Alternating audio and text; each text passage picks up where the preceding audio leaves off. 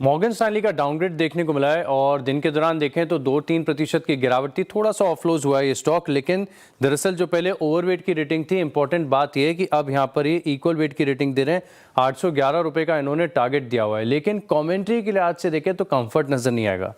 ये कह रहे हैं कि ग्रोथ तो जरूर देखने को मिल रही है, लेकिन प्रीवियस जो हाई बेसिस थे उसके मुकाबले अब ग्रोथ की रफ्तार बड़ी धीमी पड़ चुकी है। ये बता रहे कि जो रेवपार की साइकिल है, यानी रेवेन्यू पर अवेलेबल रूम, इसके हिसाब से देखें तो कोई बड़ी अपसाइड अब यहाँ पर नजर नहीं आती। जो डोमेस्टिक होटल है, यहाँ पर 9 से लेकर 10% की ग्रोथ आपको देखने को मिल सकती है। जो रूम रेट्स हैं ये 8 से लेकर 9% बढ़ सकते हैं और ऑक्यूपेंसीज में अब ज्यादा बड़ा बदलाव देखने को नहीं मिलेगा। 1% की बढ़त आपको देखने को मिलेगी। और स्टैंडअलोन बेसिस पर देखें तो जो रेवपार है इसमें 8% की ग्रोथ देखने को मिलेगी, लेकिन दिक्कत की बात यह है कि अब ग्रोथ की रफ्तार बड़ी धीमी होती जा रही है।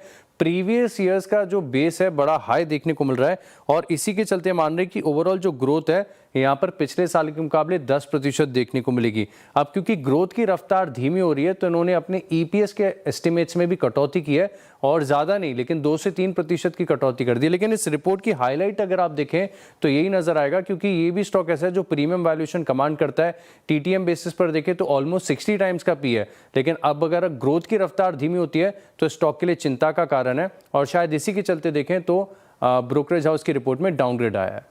ओके, चलिए डाउनग्रेड